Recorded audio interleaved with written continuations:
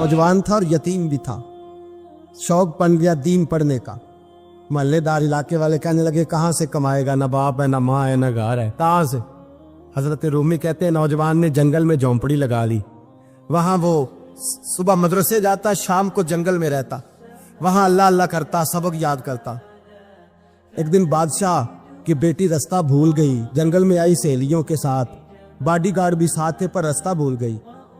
खोती खोती शाम हो गई, ऐसी खोई कि जब रात गहरी हो गई तो आके उस नौजवान के पास रुकी और चिल्लाने लगी।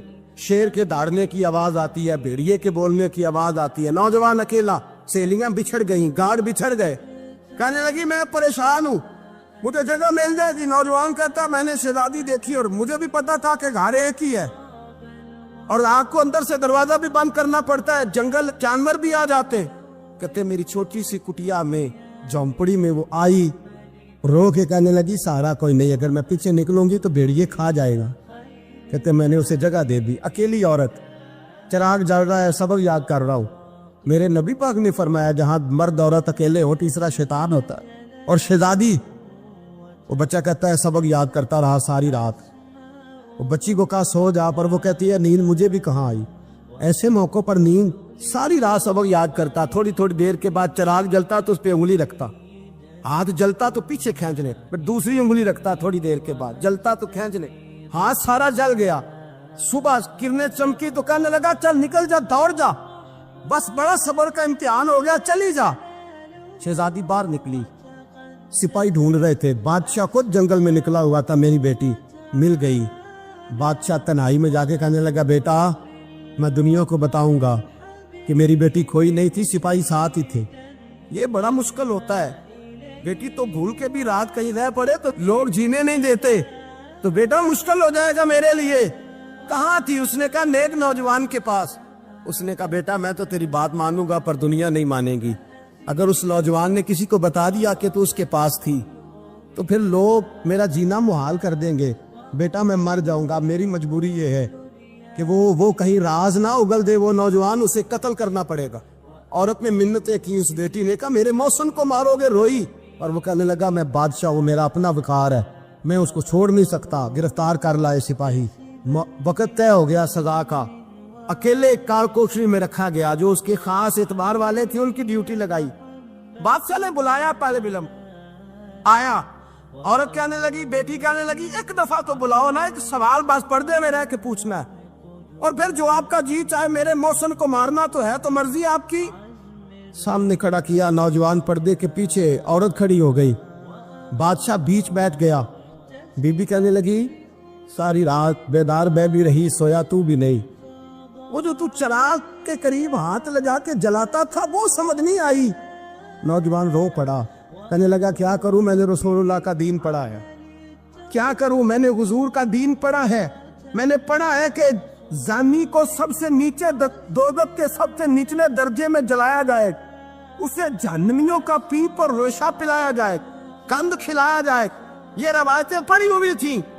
थोड़ी थोड़ी देर के बाद शैतान मुझे कहता था बदकारी कर ले। मैं अपना हाथ उसी वक्त जब शैतान मशवरा देता तो मैं आग पे करता। मैं कहता अगर ये बर्दाश्त हो गई तो वो भी हो जाए। जब हाथ जलता तो मैं समझ जाता नहीं तुझसे तो ये नहीं बर्दाश्त होती, तो वो कैसे होगी। फिर मुझे शैतान मशवरा देता कोई देख नहीं रहा, तू बुलाने नहीं गया, खुद आई। मैं दूसरी उंगली लगा देता। मैंने हाथ जलाया और मैं समझ गया जब छोटे से चिराग की इतनी सी शमा की आग नहीं बर्दाश्त होती तो दोज़ख कैसे बर्दाश्त होगी। कहते मैं बाज आया। बादशाह ने ये कहानी सुनी, लफ्ज सुने तो चीख मार के रोया। कहने लगा तालिब इल्म तू तो मेरे नबी का सच्चा गुलाम है, और मेरे रसूल के जो सच्चे गुलाम होते हैं उन्हें फांसियां नहीं दी जाती, उन्हें तख्त पर बिठाया जाता है। अब तुझे सजा नहीं होगी, बल्कि मैं अपनी बेटी का निकाह तेरे साथ करूंगा और मेरे बाद इस सल्तनत का बादशाह भी तू ही बनेगा। अब वो नौजवान वहां नारे लगा रहा है, कहता लोगों तुम मुझे कहते थे दीन से क्या मिलता है, दीन से तो अल्लाह तख्त व ताज भी अता फरमा देता है। अगर नौजवान शर्मो हया वाले बन के रहे अल्लाह सारी इज्जतें दे देगा। देखे ना अल्लाह के फजल से इज्जत मिलती है, और जब कोई इज्जतदारों जैसा काम ही ना करे। एक बात और अर्ज करनी है पर वक्त थोड़ा रह गया। जवानों मैं ना जब कभी परेशान होता हूँ ना तो मैं ये वाली बात खोल के पढ़ता हूँ वाला, ये बात ढारस बनाती है। ढारस توانائی دیتی ہے, پورا مضمون باندھا ہے. اعلیٰ حضرت کہتے ہیں بیروپیہ تھا, مداری, روپ بدل بدل کے دکھایا کرتا تھا, بادشاہوں سے انعام لیتا تھا. ایک دن اورنگزیب عالمگیر کے پاس آ گیا, کہنے لگا میں روپ بدلوں گا, اگر آپ پہچان نہ سکے تو میں انعام لوں گا. آپ نے فرمایا میں کوئی ایسے ویسا بادشاہ نہیں. کہا مجھے دھوکہ دینا مشکل ہے. کہا نہیں میں روپ بدلوں گا. حضرت اورنگزیب عالمگیر بڑے نیک بادشاہ گزرے, بڑے پرہیزگار. وہ بیروپیہ کہنے لگا میں روپ بدلوں گا, آپ نہیں پہچان سکیں گے. فرمایا چل جتنا تیرے اندر زور ہے لگا لے. حضرت نے اعلان کیا کہ میں نے فوجی بھرتی کر دے, 2 ماہ کے بعد ٹیسٹ ہوگا. وہ 2 مہینے دوڑتا رہا, رنگ روپ بناتا رہا. آیا ٹیسٹ دینے, 2-3 سپاہیوں کا امتحان لیا. اس کی باری آئی تو 10 روپے دیے. کہنے لگے تیرے آنے جانے کا کرایہ میں نے تجھے پہچان لیا ہے.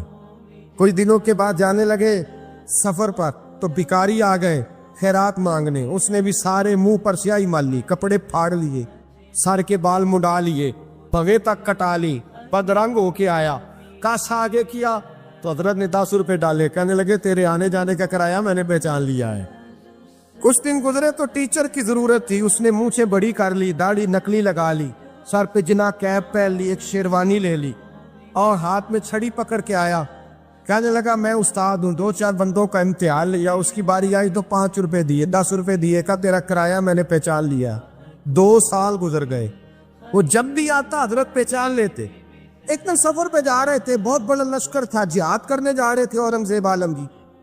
تو دیکھا ایک پہاڑی ہے, پہاڑی پہ لوگ جا بھی رہے ہیں آ بھی رہے. اورنگزیب عالمگیر پوچھنے لگے یہاں کیا ہے. کہنے لگے بابا جی بیٹھے ہیں دعا کرتے ہیں, اللہ کے نیک بندے ہیں. اورنگزیب کہنے لگے یار پرانے لوگ سارے ہی اللہ والوں کو مانتے, یہ بھی مصیبت آئی ہے جتنی نہیں آئی ہے, سارے لوگ ہی مانتے. کہنے لگے ذرا میں دعا نہ کراؤں, بچے کام جا رہا ہوں.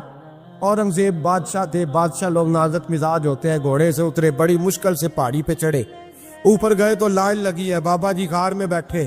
کہنے لگے میں نے ملنا, میں اورنگزیب ہوں. انہوں نے کہا ہمارا بابا اس طرح کا پیر نہیں کہ امیر آئے تو رنگ اور ہو, غریب آئے تو اور ہو. یہاں اگر ملنا ہے تو لائن میں لگ جاؤ, سب ایک جیسے. اب لائن میں کھڑے ہو گئے, 50 آدمی آگے تھے. کہتے ہیں 51واں نمبر تھا. تھک گیا دھوپ میں کھڑا کھڑا. جب میں پہنچا غار کے دہانے تو میں نے بابا جی کے چہرے پہ نظر ڈالی تو بڑا نورانی چہرہ, بڑی خوبصورت لب و لہجہ. میں نے کہا میرے جیسا آدمی بھی پگڑی باندھ لے تو اچھا لگنے لگ جاتا ہے, بڑا خوبصورت انداز. کہتے ہیں میں ان کے پاس اتحیات کی حالت میں بیٹھ گیا. میں نے کہا حضور میں جا رہا ہوں جہاد کرنے, دعا کرنا. بزرگوں نے ہاتھ اٹھائے, اللہ اس کی مدد فرما, دین کو غلبہ عطا فرما, اسے دین کا سچا پکا سپاہی بنا. پھر تھپکی دی.